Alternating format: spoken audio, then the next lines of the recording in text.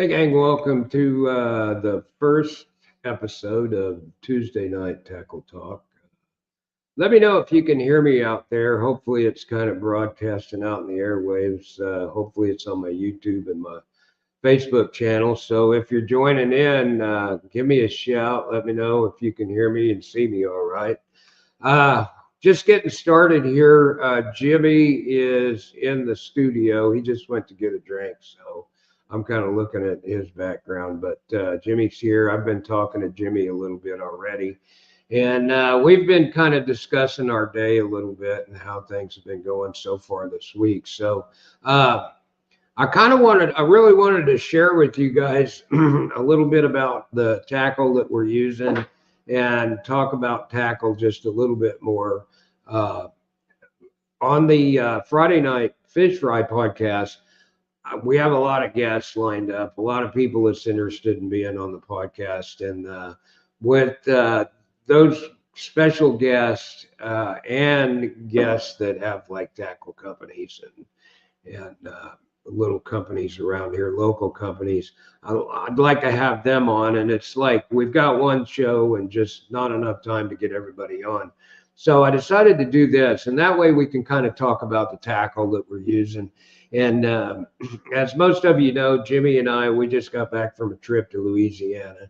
And Jimmy and I were talking kind of on the way down there and the way back, and I was kind of telling him my plan about that, and we were kind of sharing ideas. But that's how we kind of came up with it. And during the course of our trip to Louisiana, Jimmy was talking about his jerk shad, and I know that it's just about jerk shad season. And I wanted Jimmy to kind of share on the podcast how he rigs his jerk shad. Jimmy's been doing good this week with the jerk shad, and so it's perfect timing. And I know a lot of you have seen it.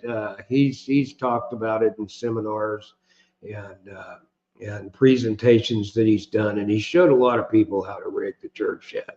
And to be perfectly honest with you, I've been at a lot of some of the same seminars that Jimmy's been to, and he's shown people how to rig his jerk shad rig, which is kind of unique. It's not just the old weightless fluke kind of thing. Jimmy's got a way of doing it, and it works really well. And Jimmy's real successful. And out of all the times that he's showed people, and we've been at the same seminar, I've never seen it, to be honest with you.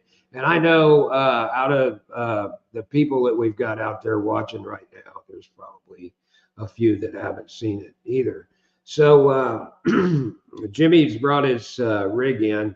I can see him in the studio back there. He's getting his rod ready. But I'm going to bring Jimmy on here. First, we're going to talk a little bit about our trip down to Louisiana. It was a pretty cool trip. I go down there every year, and usually we take a group of people down there. I like to go down there because I like to kind of revisit where I used to live. I was stationed down there in the Navy for 4 years. Love going back. Still know a lot of people down there, and I get a chance to catch up on everything and everybody when I go back there. But usually like to go back in the spring now. Used to go back in the winter time during kind of coldest part of the winter, tuna, what I would call tuna season, yellowfin tuna season. But now it's mainly redfish, chasing redfish out there. So I like to go back in the spring. And this year, when I started looking at dates to go back to Louisiana for the redfish trip, I kind of saw that they had the red snapper season was opening the 15th of April. And I just noticed that this year down there, until they meet their quota, why the creel limit is 4 red snapper, which really, that's double what it is just about anywhere else along the Gulf Coast. But since since the red snapper was 4, creel limit was 4, the redfish you get 5 apiece, creel limit 5 on the redfish, and speckled trout they changed that to 15, from 25 to 15. Why, if you go down there and you like to catch fish and eat fish like I do and bring fish back, really makes it worth it, especially with the four snapper deal this year. So I invited Jimmy to go along, and Jimmy came with me. I see Jimmy's back in the studio. So I'm gonna bring Jimmy on board here, and we'll have Jimmy there. Hey, Jimmy, how you doing? Hey, how you doing, bud? Good, good. I was just, you can probably hear me. I was talking about New Orleans. Could you hear me in the studio? Yep.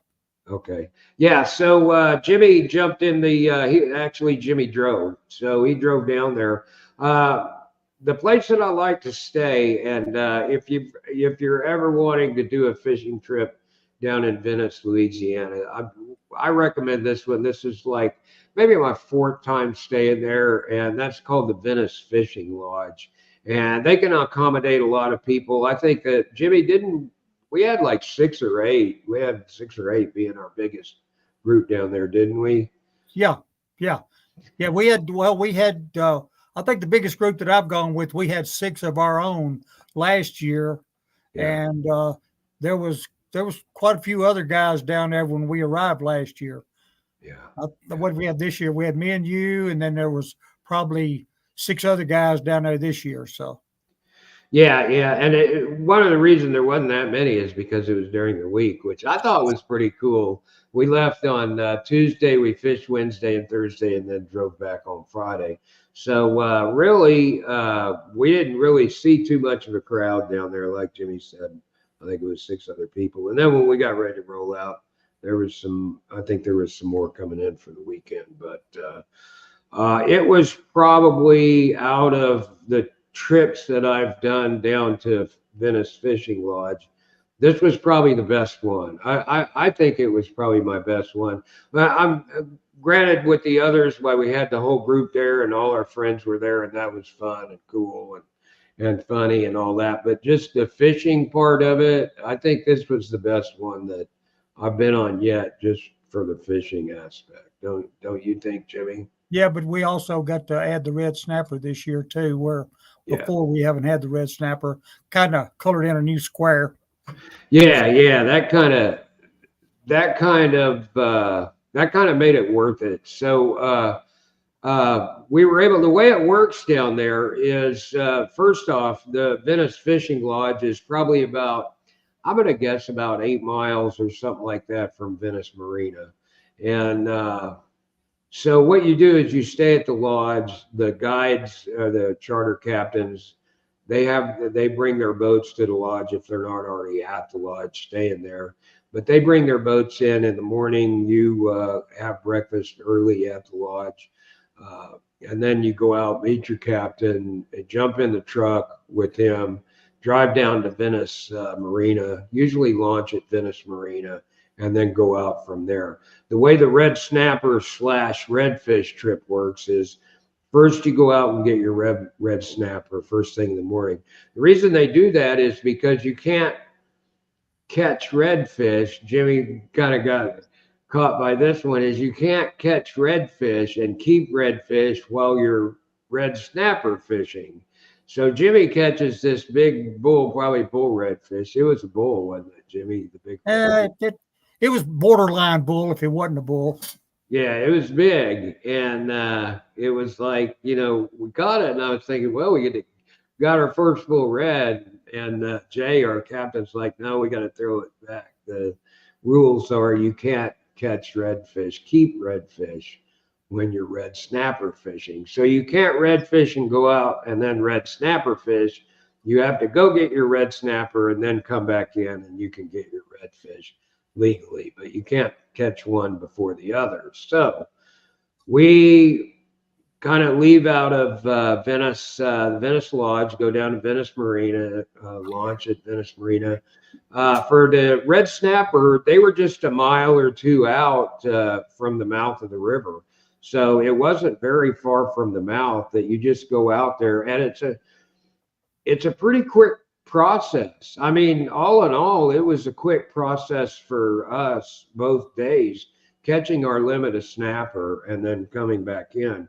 It took us probably an hour and a half to 2 hours on day one. And what would you say, Jimmy? A little over an hour on day two, if that? Yeah, well, yeah, and then if we hadn't been trying to catch bigger fish, we'd have probably been through before that. But yeah, we it took us a little low, about to say close to an hour and a half the first day to catch our limit, but we didn't land on them the first day. We didn't land on them till our second stop. The first day we landed on them first stop. In fact, Jim got down to the bottom first, and I had him got down to the bottom first, and he was already reeling one up. So we pretty much landed on them the second day once we got out there. Yeah. And the hardest part about the whole red snapper thing going out of Venice Marina anyway is getting past the breakers or getting out past the mouth of the river. And if you when you stay inside the marsh, it's relatively calm, even if the wind's blowing and if you got higher winds. You can usually find a place in the marsh that's kind of tucked away, some pond somewhere or some cut where you can kind of get out of the wind and make a good day out of it. Now, when you're snapper fishing, you're just like out there in the open. So you're at the mercy of weather, and inside the marsh, 10 knots or 10-mile-per-hour winds, they're not squat really. And you can deal with that all day inside the marsh. But when you go to the mouth of the Mississippi, them 10-mile-an-hour winds can create a big problem, especially if the wind's blowing into the mouth and you've got that current going out. So what that causes is when you have an incoming wind and an outgoing current or an outgoing tide either, it causes those waves, those swells to break. And at the first day, Jay, our captain, had told us that we were right on the top end of not being able to go out. The 10 knots is about, or 10 miles an hour is about the limit for them. They've got skiffs. They've got skiffs with T-tops, and they're not very high gunnel, and they're not real powerful, and they're just mainly built for the marsh. They're not built for going offshore, but you could take those skiffs offshore a few miles if it's not too bad. So the first day we had 10-mile-an-hour winds, which was right on the upper edge of going out. And so Jay said it's going to be rough, but we're going to give it a shot. And so I was pretty cool with it. Jimmy was pretty cool with it. We were joking. It was all light going, and everybody's kind of laughing. And so first off, we were going out of the Southwest Pass, which is a pretty large pass. I mean, it's as wide. It's a big ships go up and down this thing. That's how big it is. And so we're going out, and I see this container ship. He's going out too, and he's being assisted by these tender boats. They're kind of like tugboats. They're heavy, and what they do is they follow the big ship out of the pass. Once the ship clears the pass, the captain of the pilot or the captain, he gets on the tender ship, and the tender ship brings him back in the pass. So there's always a captain that navigates the big ship, cargo ship, any kind of big ship out of that area, and he's kind of local to the area. So anyway, we're coming up on a container ship. He's got this big wake making tender with him, and we're coming up behind him, and I know we're going to pass him, but the big old tender, he's throwing out a big old wake, and I'm thinking this is going to be a little bit hairy going through that wake. Didn't you think so, Jimmy? Yeah. So we overtake the big tender, and those were pretty big wakes he was throwing off, and I thought, well, that's pretty cool. Jay did a good job. He's kind of weaving his way through all that mess, and we didn't get wet, and we made it through and all. But so I thought that's pretty cool. So as we start getting closer to the mouth of the Gulf, now we're starting to ride swells coming in, and I'm starting to think, this is a little bit hairier. This isn't just the flat stuff that we were used to back up the way. So all of a sudden we kind of make this left-hand turn, and I see that there's a cut that opens up from the rock jetty and land.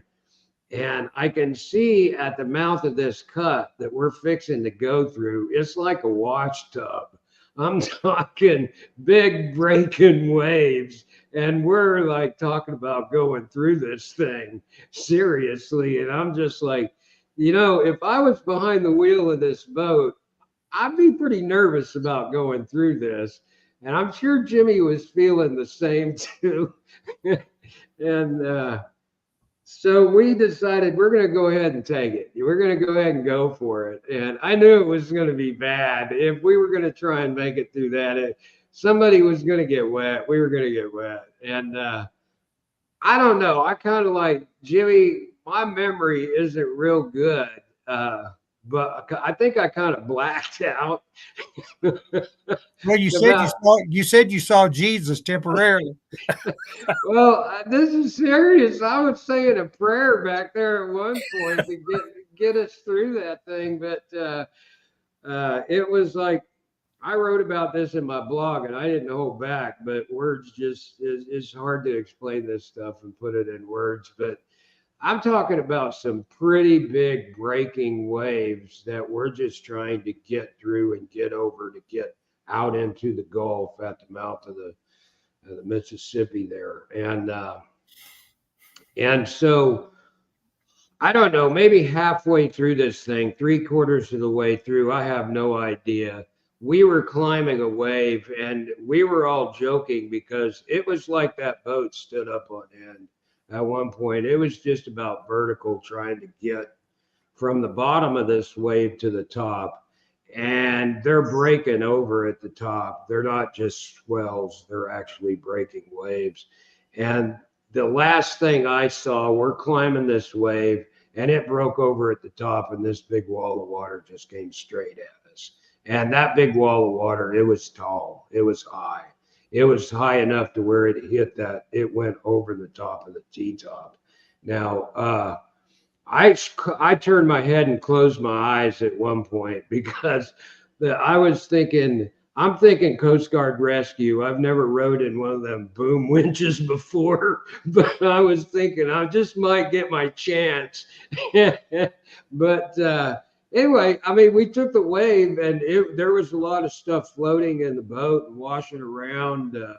We were all soaking wet. I think that wall of water went inside your jacket, didn't it, Jimmy? Yeah, I had a waterproof jacket on, and I still wound up soaking wet. But I didn't have it all zipped up. It was kind of open like this, and there was enough water hitting me. It saturated everything that I had underneath that jacket. So yeah, I was pretty wet. So would that be a fair assessment? My description of what happened, would that kind of be your assessment too of what happened? Yeah, well, I'll put it this way: surfers on the West Coast would love to have rode this wave. I'll put it that way. I know that thing was huge, but Yeah, we went up, a roller, and then came down, and then when we started back up again, that's when the wave broke. So, yeah. I mean, there was nothing. I mean, the boat captain did a heck of a job. I'll put it that way. He did get us wet, and I think he did admit after it was over with that that's the biggest wave he's ever took and survived out there. He did. He said that, and I thought that was very comforting. Oh, that's just great. But I was thinking right after that ordeal was over and we got through that thing, then I started thinking we got to go back through it. I was like, there's no way, But yeah, we took a different pass on the way back, or we didn't take that cut anyway. So, yeah. Anyway, it was a fun experience. And that was day one, and that was with winds that were 10 miles an hour, which isn't much when you stop and think about it. But when they're blowing right into the mouth of the Mississippi, and you've got all that water trying to get out of there, once we got by that, it was fine. Yeah, it was rollers after one that. section. It was fine. Yeah. It all just kind of channeled. What was happening is you had all that power, all those waves coming in, but yet you had all that water rushing out too. And it was just kind of breaking over, And it's really not a good situation to be in because it is really like a wash tub when you're going through that stuff. And I'll be happy if I never have to do that again in my whole life because I was pretty nervous. But we No, but took we made it. We made it that time, so we're good. by golly, we did, and it's like I said in the blog, I've faced decisions like that before where there might be a little bit of danger involved in something, but hey, if you don't jump in there and do it, why, I'd rather say I did it than I wished I would have. So we got out, we got to catch our snapper on day one, got back inside. We were kind of lacking on our redfish. Number one, it took a while to get our snapper groove on and get all our snappers before we came back in. And it was windy. It was even windy inside the marsh when we came back in. So we had a little trouble getting our limits, and we didn't get our limits on day one with the redfish, but we did the snapper. But on day two, the weather was a little calmer. We were able to get out, get our snapper in an hour, get some really nice snapper too, come back in, and then get 2 limits of redfish and limit that way too. So, yeah, David Weaver, it was like, that's what I was thinking about too. Uh, David said it's almost like Lanier on a weekend in the summer.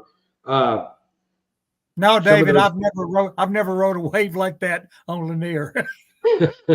About the only thing that would be kind of reminding of that is maybe a big cabin cruiser or something like that trying to overtake him in the creek.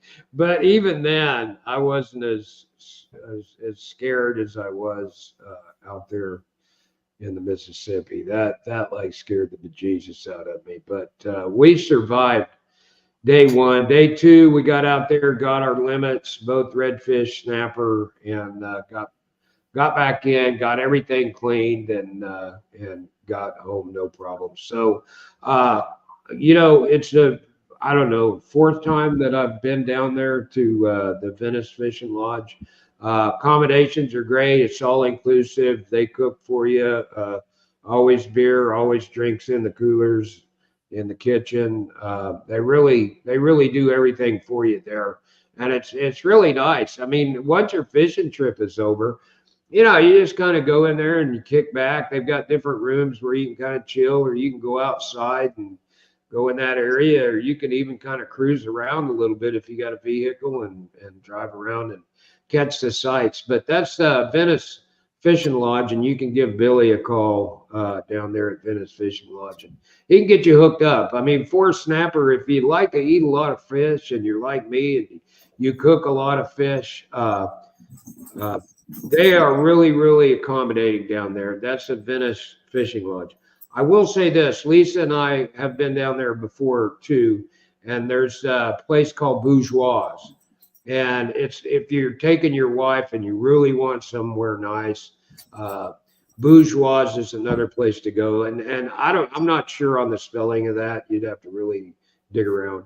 But they've got really, really, really nice accommodations there. They have float planes. They can fly you out to the Chandeleur Islands and do an island trip with you. So Bourgeois, Tofil Bourgeois is the owner of the place. We got to meet Tofil, and he's really got a really top-notch place over there. So if you want to take your wife, stay at someplace swanky and let them just fill your time with something cool. You jump on a float plane and fly out to the Chandeleur Islands and catch some fish out there, or you can fish around Jean Lafitte up there in the marsh. But that's Bourgeois. So you got Bourgeois, and you also got the Venice Fishing Lodge. Those are the two places that I've stayed at, and the two places that I recommend.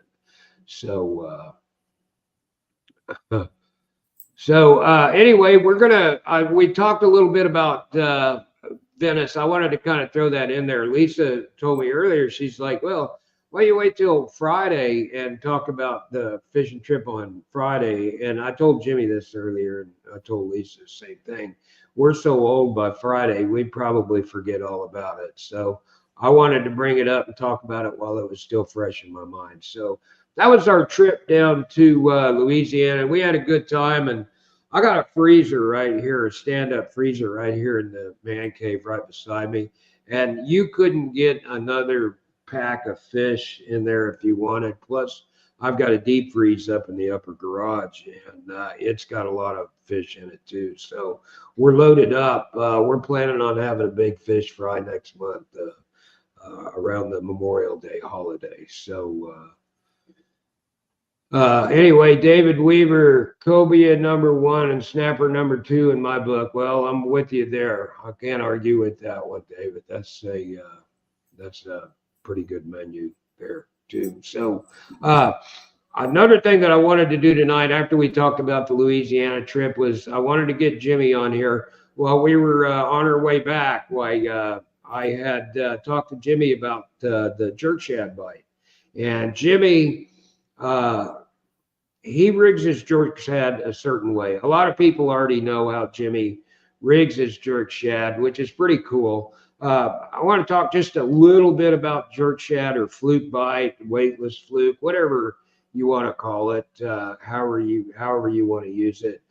Years ago, when I first started using flukes, believe it or not, on Lanier, the first time I used flukes was trolling them with the leader behind lead core for stripers in the river channel. That was about 20 years ago. But since then, I've learned that the fluke is a pretty good tool, jerk shad, fluke, depending on what you want to call it. A lot of people, maybe 10 years ago, a lot of people used a weightless fluke. And I would say probably 80% of the people that used it, they used to nose hook them. Weightless nose hook, throw it out there to, let it sink. It'd take forever to sink. Jerk on it a little bit, and let it sit a minute. And that was kind of the traditional way to use a weightless fluke. Beat the banks with it, jerk it around a little bit, and just basically nose hook. But now Jimmy, he came up with his way of rigging it, which kind of took us into the next level. And I started noticing, I don't know when, it's been a while, but every year Jimmy just racks up the numbers with his jerk shad or the weightless fluke, jerk shad, whatever you want to call it. And it's got me kind of stymied. So that's Jimmy's deal. So I've never really dug to figure out what Jimmy was doing and how he was rigging this thing. Now, while I'm talking, I'm kind of reading here. So I'm kind of reading some of your comments. I see David Loftus is eating lobster rolls in Rhode Island right now. But I'm going to try and multitask. I'm going to try and read some of y'all's comments, and I'm going to try and talk at the same time. So, Jimmy, can you see some of them comments too? No, I cannot see them.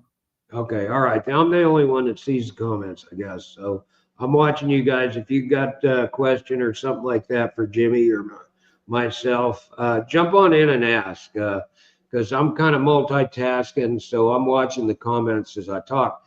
But Jimmy came up with another way to rig this thing. I don't know if Jimmy actually came up with it or he copied it or he refined it or whatever, but Jimmy has surpassed me in the art of jerk shad.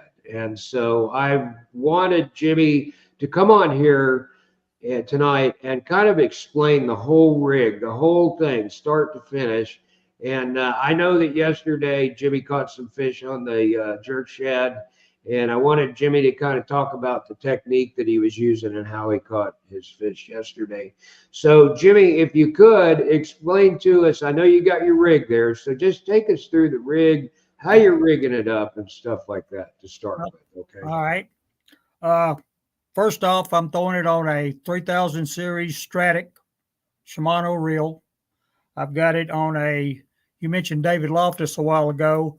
I'm throwing it on a 7'2" medium fast blue heron rod. It's pretty much the same blank as a G Loomis. Very, very sensitive rod. I mean, it's a sweet fishing combination. I use 20-pound cast braid, best best braid on the market, in my opinion. To the cast braid, let me get this thing moved over here a little bit. I tie a number 5 or number 7 barrel swivel. It's a pretty good size swivel. I tie the swivel to the braid, and then I use a 17-pound fluorocarbon leader, about probably 18 inches long, 15 to 18 inches long. And on the working end of it, I've got a 5/0 Gamakatsu hook, and I just rig it Texas style with the hook exposed. Just rig it through, bring it through where the jerk shad or your soft jerk bait is straight, and I normally bury the eye into the plastic, and that's the rig right there. I'm trying to hold this thing up and talk and make sure I'm on camera, but that's the outfit I use right there. And the reason I use the swivel is for 2 reasons. I used to fish straight monofilament, and when I started using, I used the swivel then to reduce line twist. Another reason I use it is it adds a little bit of weight, and it makes it a lot easier to get distance out of your cast. The weight of the swivel and the weight of the 5/0 hook gives you enough weight to where, and the cast braid, of course, gives you enough weight to really reach on out there, especially when you're fishing offshore in the summertime, fishing offshore brush piles, long points, and you're wanting to stay off of the brush and not get up there and spook the fish. So this outfit gives you a good opportunity to make long cast and not get in and spook the fish. Hey, Jimmy. Yeah. Jimmy, if I can interrupt here, there's a question. Tim B, he said, talk about the straight shank worm hook and the EWG hook and what the difference, if it makes any. So how about talking about the hook for just a second, Jimmy? Okay. This is a wide gap Gamakatsu hook. It's not an EWG. It is pretty much it's a wide bend J bend worm hook. A lot of people use the extra wide gap hooks.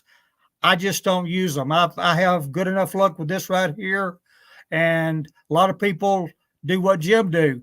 They like the nose hook the jerk shad or the soft jerk bait. I find that this hook here gives me more distance on my cast. It sits further back in the jerk shad, which gives you a better chance of hooking up the fish if they happen to short strike it. And in nose hooking, you're going to throw off a lot of baits. So the nose is eventually going to wear out, and you go through a lot more baits on average than you will used it this way. But both processes work. I mean, they'll all work. It's just what you're comfortable with. But I came up with this system probably, I don't know, 15 years ago. I've been fishing fish with flukes for a long time, those Zoom flukes, but now all I throw is Lanier baits. I'll throw his jerk shads that LJ and Corey put out, and I mean, they'll all catch fish. I like to support the mom and pop small businesses, and that's the reason I use the jerk shad, as LJ and Corey call it. And while I'm talking about LJ and Corey, they gave me some test baits here probably a month ago, and I just got started trying them out yesterday. And because the weightless fluke bite has just not been there on a consistent basis anytime I've gone out. I've caught a few, but yesterday I found them pretty good. I had 20 plus fish yesterday, and I caught all of them on these 2 baits right here. And these are test baits. I can't tell you what they're calling them. I don't know what the colors are going to be, but this one is right here is it's kind of a pearl color with gold flakes in it. And when I first saw this thing, when Corey showed it to me, I told him, I said, that's going to be a good bait. It's going to work, because I like to throw anything in a lighter color anyway. And this one is it's kind of a FCO H2O color, but it's got black specks in it, and the top of it is a little bit clearer. I mean, it's kind of a translucent top, but it's got a FCO H2O color in the body, and they added the black flakes to it. And I caught I went through a bag of the pearl and gold yesterday, and I went through a half a bag of the other color, and then I switched back over to my regular FCN H2O color and finished out whatever I caught yesterday. And yesterday I started out skipping docks, found them. They were actually there in good numbers, and I probably caught, I don't know, maybe 15 skipping docks, skipping walkways, shallow. And I mean, the fish are shallow. They're less than 5 foot deep where I've caught most of these fish. And once that bite petered out, I went and tried something different. I said, well, catching a few here. I've heard some people are catching a few offshore fish. So I went out and fished some deep brush, 20 to 25 foot. And I think I probably caught 5 fish doing that. Pulled up on the first brush pile, scoped it with my active target. There was fish loaded on top of the brush, and like I say, 25 foot of water, and threw out there to them. One come up and busted it. Caught one on my first stop, and went to another spot, and I think I picked up maybe one off of it, one off another spot, and the last spot I probably fished 5 different brush piles, and I wound up catching 2 off of the last brush pile, and I also caught my biggest fish off of it was just a little less than 4 pounds. Most of the fish caught yesterday were in the probably 2 1/4 to 2 3/4 range. I probably had 5 fish over 3 pounds yesterday. Best 5 was probably, I guess in somewhere around 17 pounds. It's not a pretty good day. But yesterday's the first day that I've really done that. I have not been able to put any numbers together until yesterday. I mean, I've been catching a few doing it, but it'd be just one here and one there. Okay, Jim. That pretty much explains how I fish.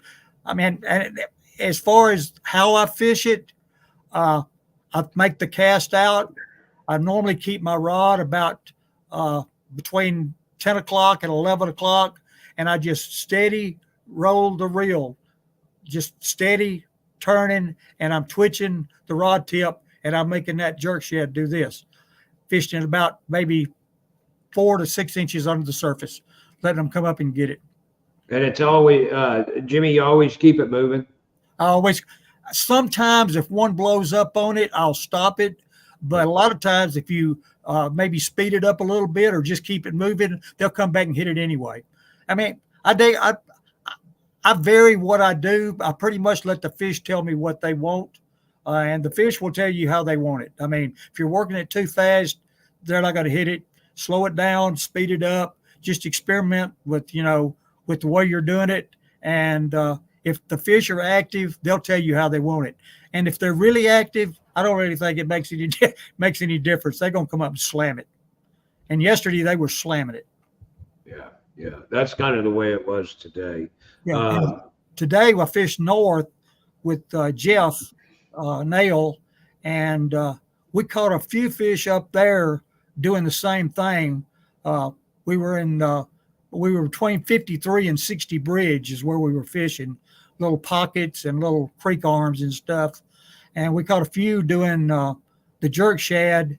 But when the wind got up and we got out on the main body, we started catching fish on spinnerbaits today.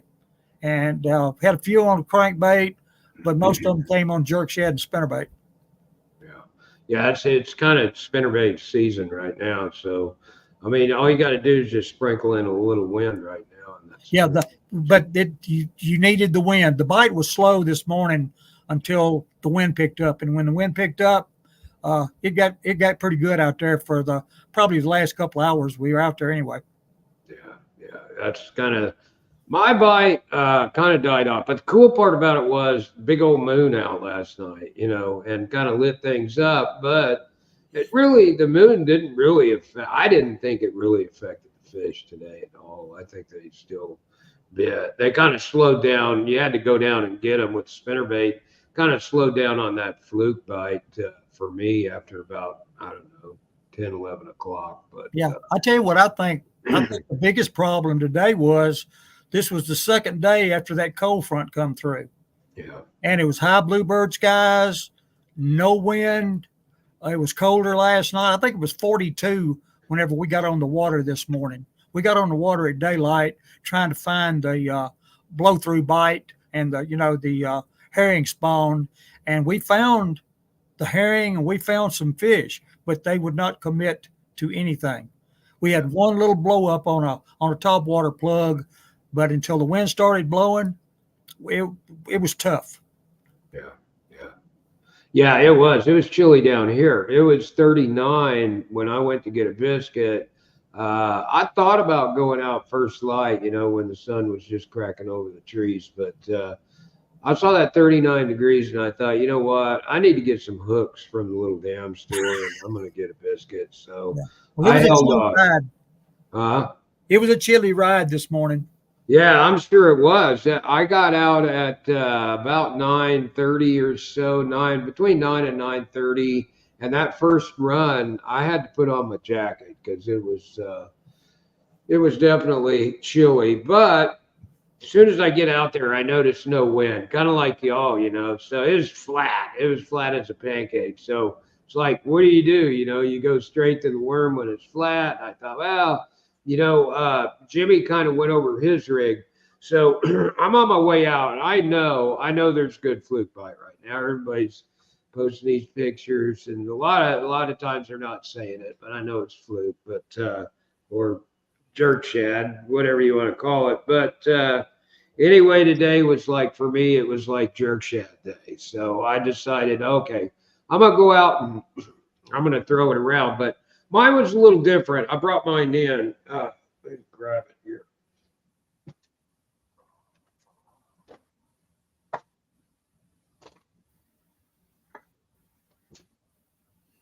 So I'm basically using the same setup Jimmy's using, but mine's just a little bit different. First off, I'm using a Triumph, St. Croix Triumph rod here, if I don't break the tip of it up. But I'm using a St. Croix Triumph rod. I don't know if you can see that, but there's the rod. I'm using a 2500 series Stratic spinning reel. Now the line that I've got on there, and I think Jimmy talked about it too. I just happen to have a spool right here. This is the cast braid. If you can see that, let's get it up here to where you can see it. That's the cast braid. This is the 20-pound cast braid, and that's what I've got loaded on the Stratic. Now, so I got the 20-pound cast braid loaded on the Stratic 2500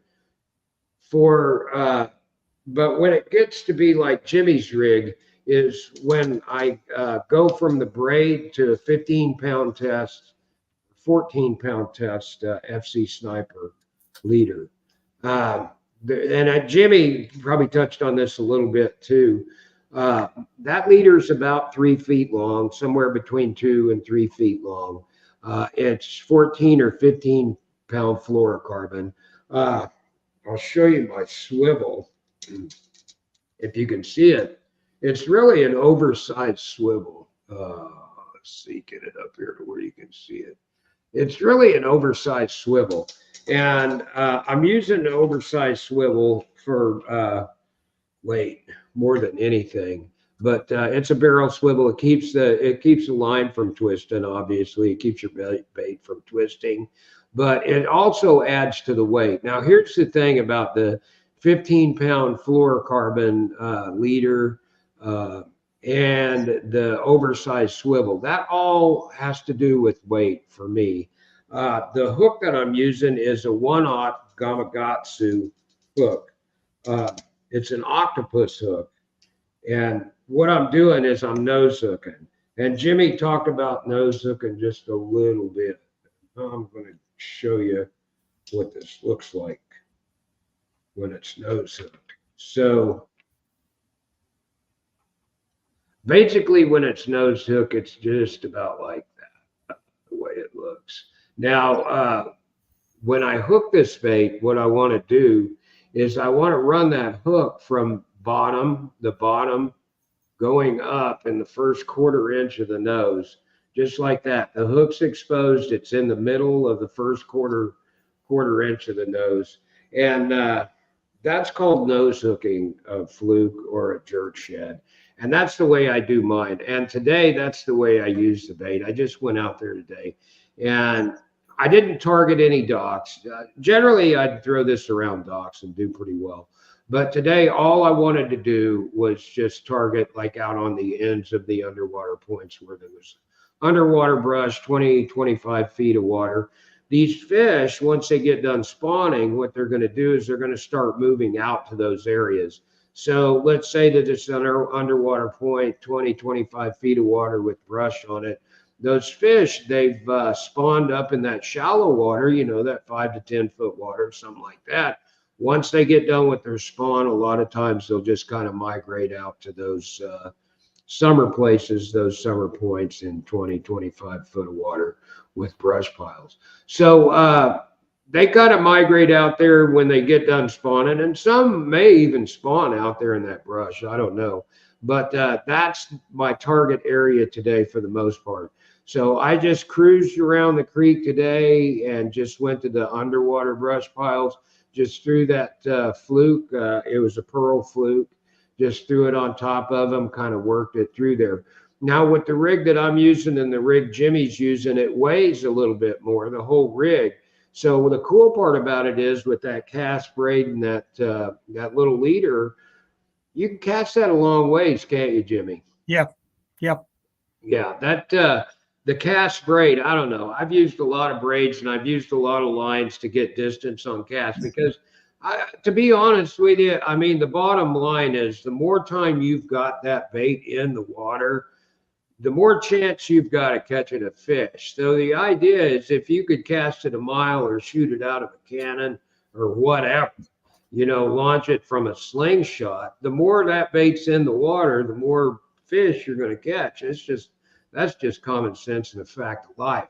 So this 20-pound cast braid, it's given me the longest cast that I've gotten so far with any kind of line that I've ever used.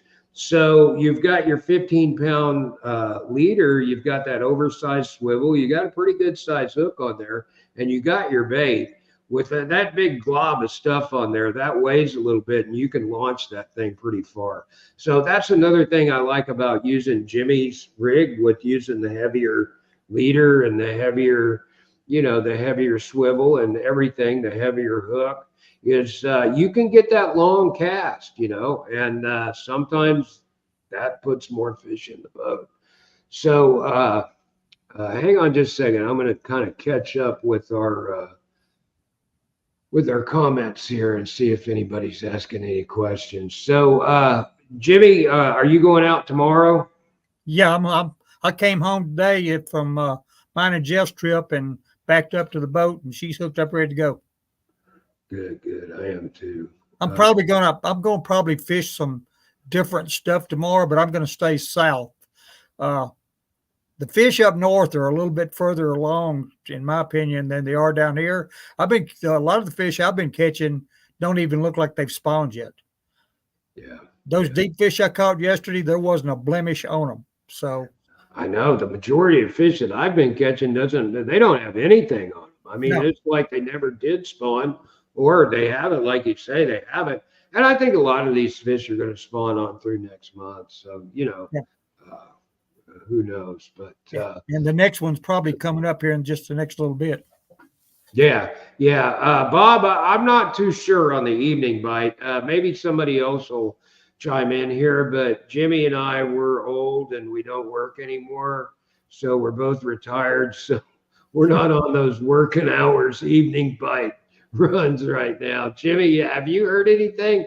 Jeff, I mean, Jeff's probably out there right now. So I'm not for sure about the evening bite. Bob. I haven't been out late.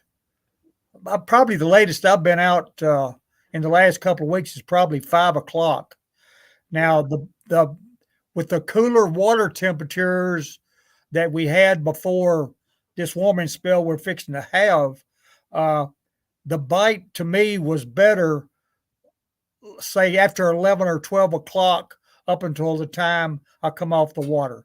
I caught more fish uh, later in the day than I did early in the day. But I haven't really been getting out that early. I mean, the earliest I've been out until today is probably 9:30 or 10 o'clock. Yeah. And I've actually caught fish on some of my first stops starting at 10 o'clock. So, but like I said, the fish I've been catching up until here the last few trips have been mostly on shaky head.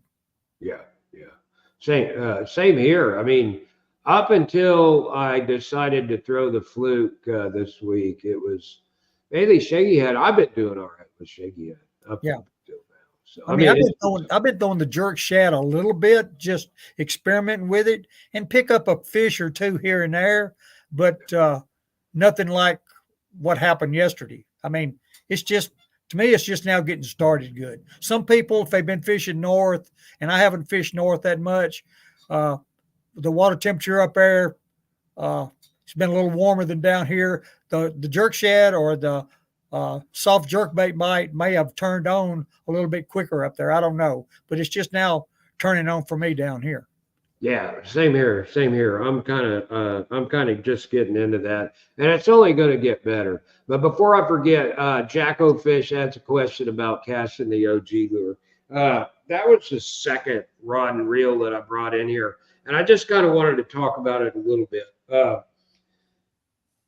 For Jacko and for anybody else, this is my OG rod and reel, and this is a first gen OG. I think it's a 20 gram OG, and I think that pattern is River Gray or River something, but that's the one that I'm using right now. So for Jacko the newbie, I'm using 15-pound fluorocarbon.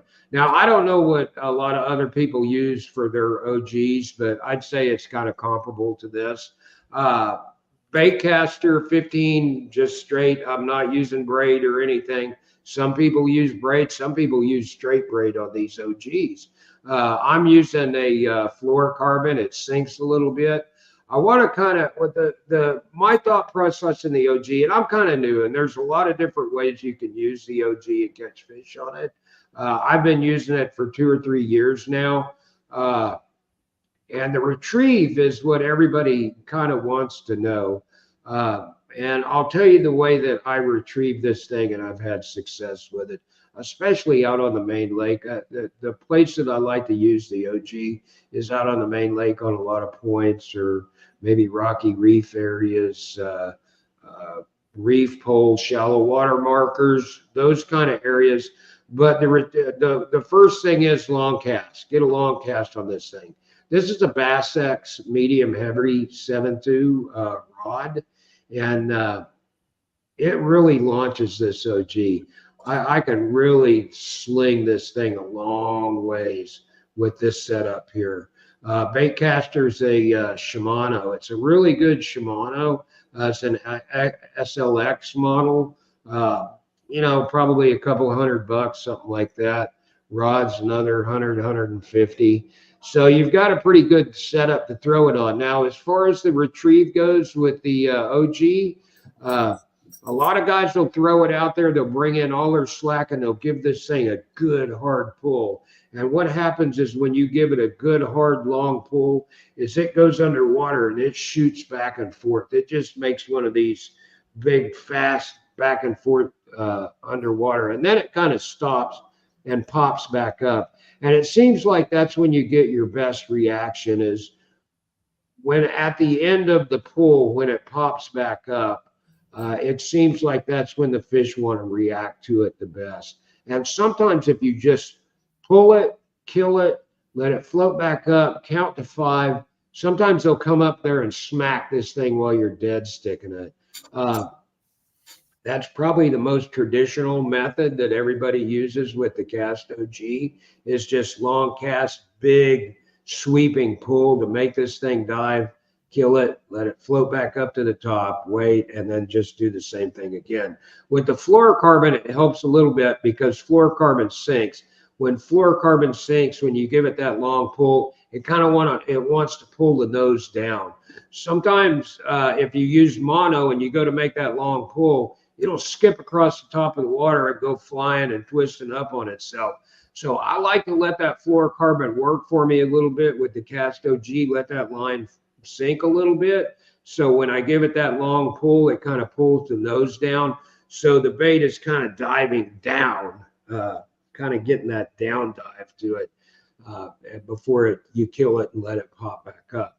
The second method that I use when I first got my first OG, I didn't know how to use it. You know, I was just looking for a way to use this thing before I saw any of Ryan's videos on how the retrieve goes and how they retrieve this thing. I was like, well, how am I gonna work this big old honking thing, right?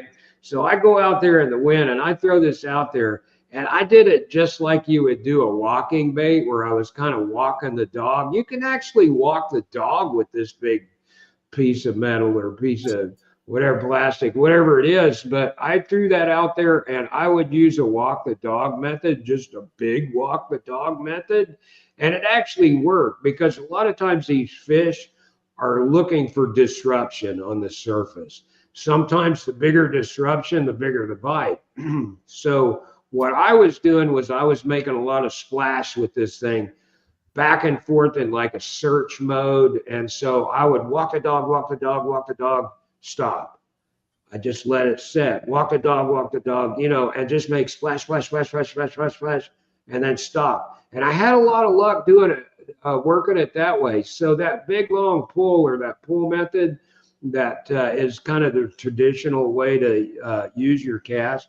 It's not the only way you can use it. You can walk the dog with this thing too and still catch fish, because a lot of times it's just about that surface disruption. So, Jacko, that's kind of the two ways that I use the Cast OG. But I recommend going out there, looking at some of Ryan Hank's videos. There's probably about a half a dozen guys out there that know how to work this thing a lot better than me, and they've got videos and a lot of help to explain that. But that's the Cast OG. Jimmy, you use the OG a little bit, don't you? Yeah, yeah, and also Jeff Nail's got some videos out there on it too. Yeah, Jeff Yeah, uses it a good bit. Him and yeah. Ryan both. So I'm a little different from you. I do use braid. I use 30-pound braid, and I've got a 15-pound mono leader tied to it, and it's just a short leader, maybe a foot to 15 inches. I try to keep the knot out of the eyes. That's the reason I don't tie a long leader on. yeah. But I use it the same way you do. I either use a long pull, which that's the way I like to do it. Just a long pull, and then take up my slack while it's sitting there. So let it sit maybe 5 seconds, then long pull. And what it does when it goes underwater, it makes a bubble trail. Also, and it also, darts under the water, but it also makes a bubble trail. And a lot of times that's what attracts the fish.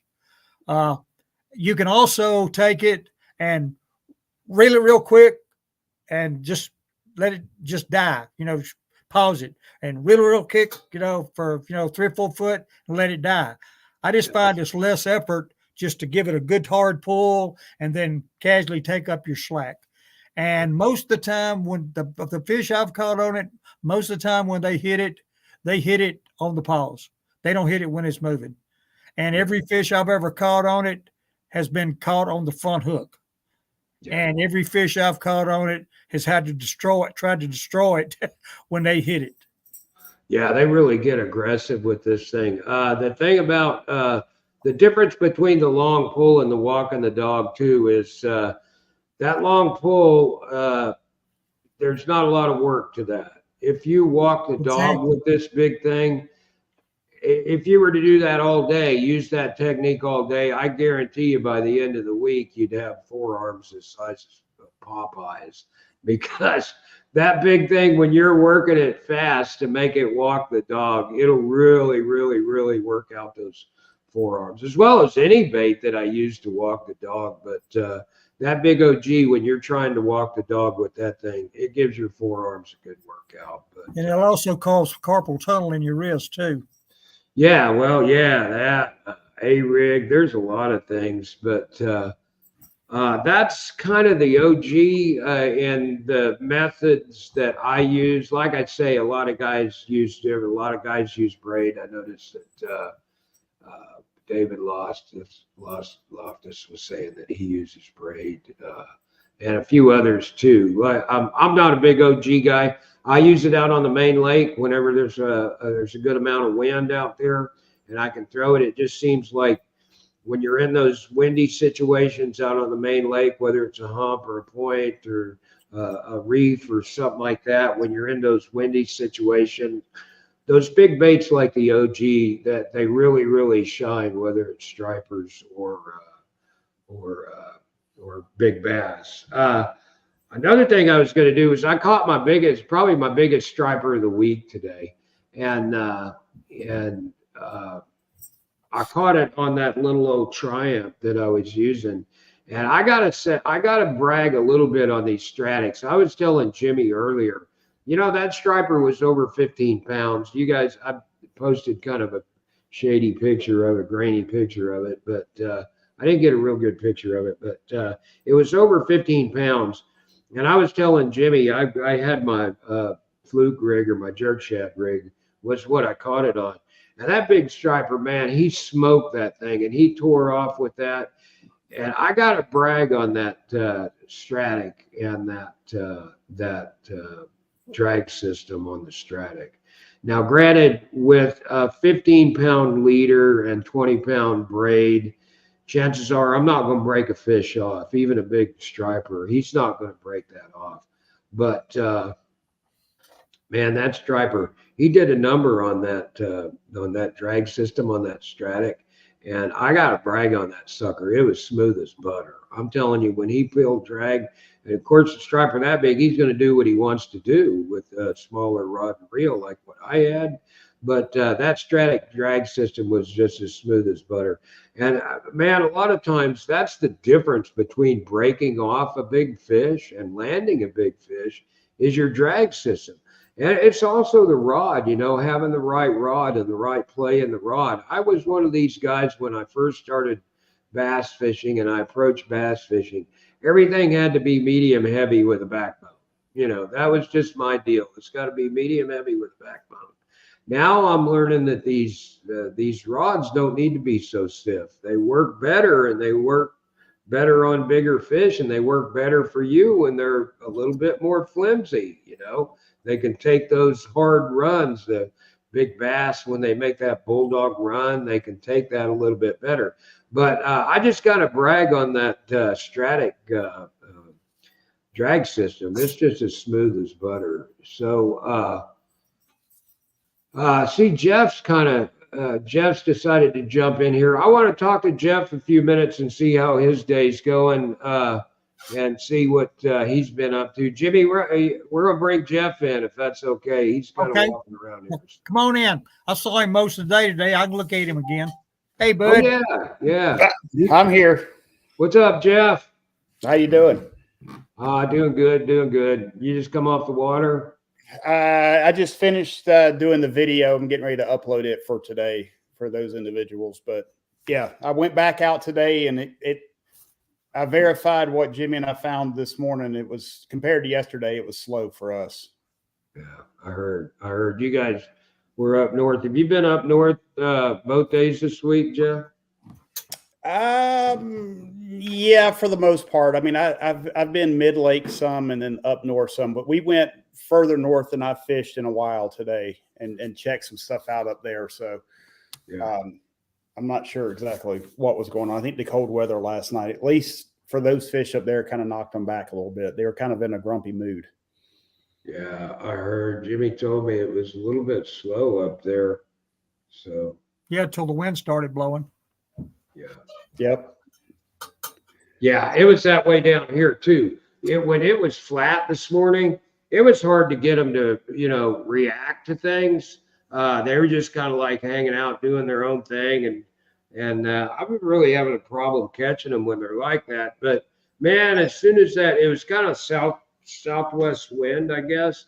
As soon as that southwest wind kicked up and put a little chop on it, it was like they started kicking in. I mean, they started biting that. So.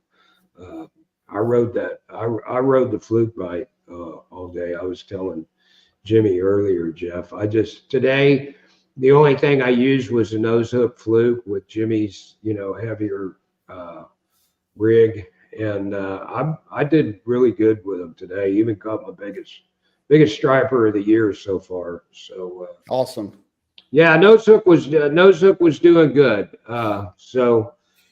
Fishing nothing but deeper brush today. No bank beating or anything like that today. Just deep brush. So That's interesting. It's always interesting to see how this lake fishes differently in different sections at the same time of the year, particularly this time of the year and in the fall also. yeah. We probably never caught a fish today that was less than probably 5 feet deep. Wouldn't you say? You mean deeper than 5 feet? Deeper? No, we didn't catch anything deeper than 5 feet today. No. All of our stuff was 5 feet and less. Yeah. Yeah. Every single fish we caught was. I mean, a couple of them were in the absolute dirt. Yeah. So you guys were more on a spinnerbait bite, wasn't you, today? Is that right? Yeah, it was that. Well, the fluke too. So it was probably about half and half, depending on where we were at and what time of the day. It was weird because we actually caught fish on a spinnerbait when it was dead slick out, which was not what we expected, but they ate it. So Yeah. Hey, David Albin's on here, and there's some Jeff. There's a few people asking questions, and I thought you might want to get on this one too. He said, "How do you guys compare the OG with other topwater baits, i.e., the arrow popper, Sammy gunfish, etc.? Do you guys believe the OG might attract more stripers than other baits? What do you think?" I don't think it attracts any more stripers than other baits. I mean, does it attract some? Yes. Are you going to catch some on it? Absolutely. But I don't. I mean, I haven't caught a striper on an OG now in almost a week. So, and I've caught spots on it during that time. So it really depends on what's there. What it does attract, as a general rule of thumb, is a bigger class fish than, let's say, a 95 series gunfish or a fluke or something. Like, you're not going to get too many dinks that go up and try to smack an OG. Yeah. Especially when you get up in that 30 and 40 grain, them bigger ones. I noticed that I had a 40 in black, that black and the silver that they came out with. You remember that one, Jeff? Oh, that's still one of they still have that one, I believe. That's one of the pitchingest ones he's got as far as the color goes. Yeah. That one was a good striper. I thought that one was a good striper OG. It was like, and like you say, there have to be stripers around for them to react to any OG. But to me, I've wound up breaking it off and losing it. But I think that there's more OG colors that work better than others for stripers. Bone, for instance, bone's another good color for stripers. River gray. Yeah, river gray. That's kind of a herring looking pattern. So, yeah, it depends. David, I think it depends on the color too. Just what stripers might be in tune with. So anyway, you guys had the spinnerbait. I asked Jimmy white blades, silver blades. He said silver blades. Yep. Silver, and they got a little speckled blue paint on them, but yeah, they're the nickel. They're the mini-me nickel blade mini-me's. Yeah. That's I've got a few of those. Okay, so that's good to know. I've been throwing. I feel more comfortable throwing the white blade, so I've been throwing the white blade spinnerbait and not doing too well. So I think tomorrow I'll probably throw the chrome or the silver, and I got some with the blue mini me's with the blue flakes in it, so I'll throw that one too. So that was good information to know. What no top water today for you guys, huh? No, none. Yeah. I think we had one swirl on top water. That was it. And that was first stop. Yeah, I mean, and that was the only swirl we had on our first stop. And the first stop has been absolutely money for the last 2 weeks. And then it was like Jonestown the morning after today. I mean, it was like the Dead Sea. Yeah. Yeah, that's as far as the top water went and all that. It's been kind of hit and miss. Lisa and I went out. I don't know if it was Sunday evening or Sunday. I can't remember. Saturday, maybe Saturday morning. But I put on little Joe's favorite bait, the Chapo. I tied that on for Lisa. The smaller Chapo. I think it's like a 90 or something like that. Yeah, there's a 75 and a 90. Yeah, this was probably the 90 Chapo. I put that on Lisa's and a kind of translucent brown pattern, I guess you'd call it. And she caught 2 or 3 on that Chapo. Just kind of she did better beating the banks with it than she did kind of out over brush with it. But when she threw that Chapo up shallow, she got bites on it up shallow. And that was the smaller Chapo. So I said, well, if they're going to bite the small Chapo, I'm going to break out the big chrome 105 or the 125 big chrome one, the big daddy. So I pulled that out and started throwing that around, and I got a couple good blow-ups on it, but they're just not Chapo ready yet. They're not top water ready yet. Period. No, the topwater bait bites are all, at least the ones that I have, they're all in correlation to either a shad spawn or a herring spawn. Yeah, that's what I figured. They're not out over brush and all that good stuff. So yeah, that's what I figured. It's kind of more of a herring blow through, herring spawn kind of situation than out. But I'm checking these places like. Yesterday, I went out and I ran all the way up to Vans and just checked top water on points. And it's not happening. I mean, you might get some blow ups or you might get a 2-pounder or a 2.5 here or there, but I don't think that you're going to find the big ones unless it's a special situation out there. No, and a lot of those big ones are still, at least on the south end of the lake, are probably still pre-spawn. I mean, a lot of those big fish, they won't spawn until the full moon in May a lot of times. Yeah. So, I mean, the ones that go out and spawn on the main lake humps and, a lot of the main lake stuff, and those are some of the behemoths. But, I think there's still a ton of fish, at least south of Van's Tavern, that are pre-spawn based on the condition of the fish that I'm catching. I mean, maybe 1 in 10 has a beat up tail, but for the most part, they're all as clean as a whistle. They are. They show no signs of it. I think the females are still hanging back a little bit because most of the fish that I've been catching skipping the docks are males.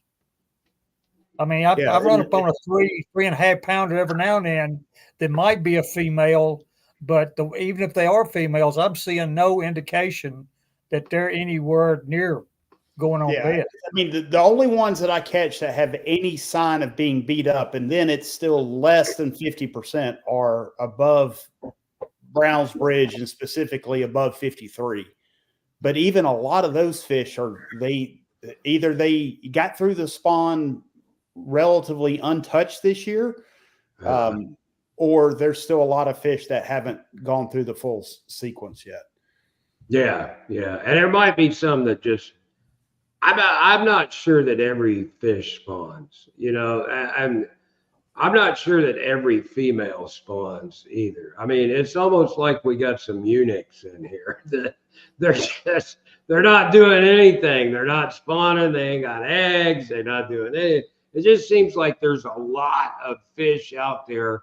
And another good sign was whenever we had our friend Pod, we let him have those fish, 15 fish or something like that he cleaned, and only, I think he said 2 of them out of all those fish, only 2 of them had eggs, So that tells you a lot right there. 2 out of 15 had eggs. So, so I don't know. Well, I think that we're in all stages of the spawn, because I noticed.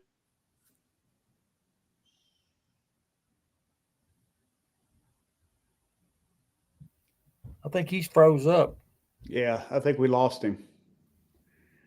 But yes, I would agree. We've got fish in all 3 phases. I think I mentioned that the other day in something too. So yeah, that's definitely the case. And see how long it takes him to realize he's not here.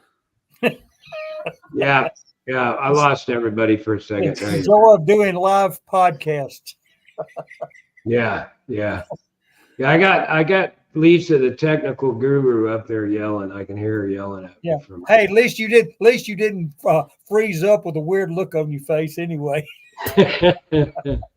that's good. That's good. We're back on, babe. We're all back on.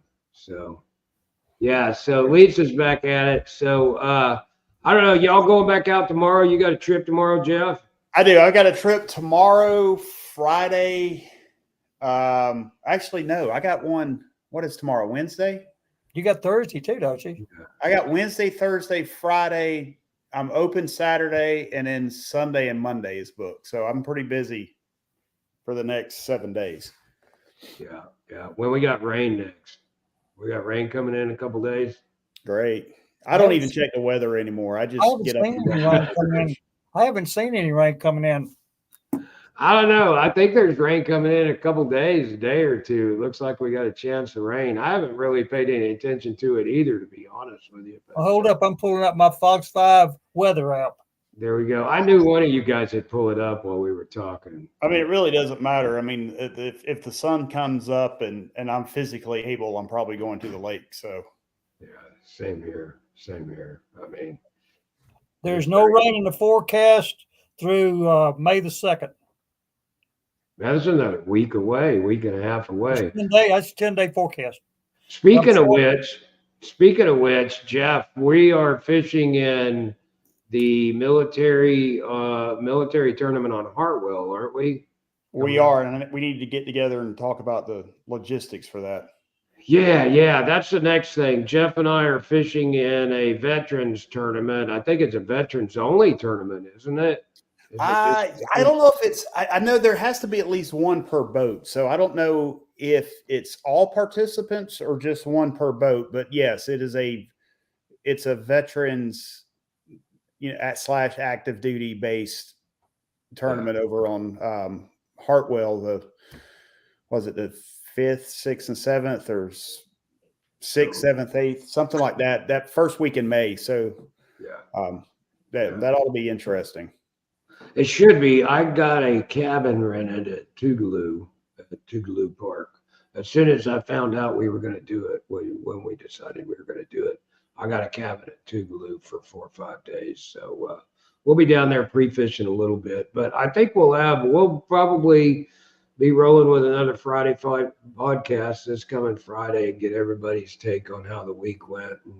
And hopefully, I don't know whether Jennifer's going to be here or not. She may not, but I'll probably come up with some kind of guest list for us. But I think that's about it. We've been on here about an hour and 18 minutes now. Jeff, thanks for dropping in and saying hi. Is there, Jeff, before I go, Jimmy and I talked about our jerk shad rigs. Is there any baits right now that are doing well for you that we probably haven't talked about that's out of the norm, or are you just kind of throwing the same thing right now?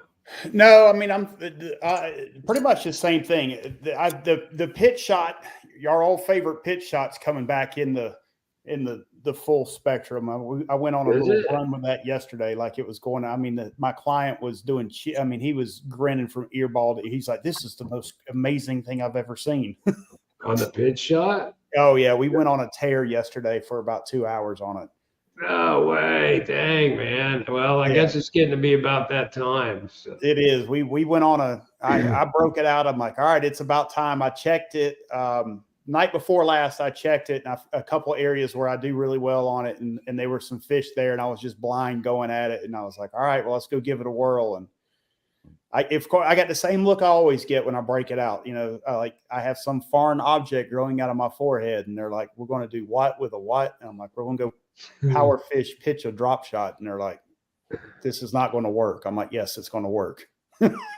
Yeah, a little fairy one worked there, but yeah, man, that's a lot of fun. I got to watch you do that last year, and I think the year before too. So yeah, that's something that we're going to be. I got to get rigged up to do that too. Yeah, believe me, if you're sitting in the back of the boat with him and you don't have it, and they're biting, you're going to get waxed. Yeah. I have been the recipient of a wax job more than once.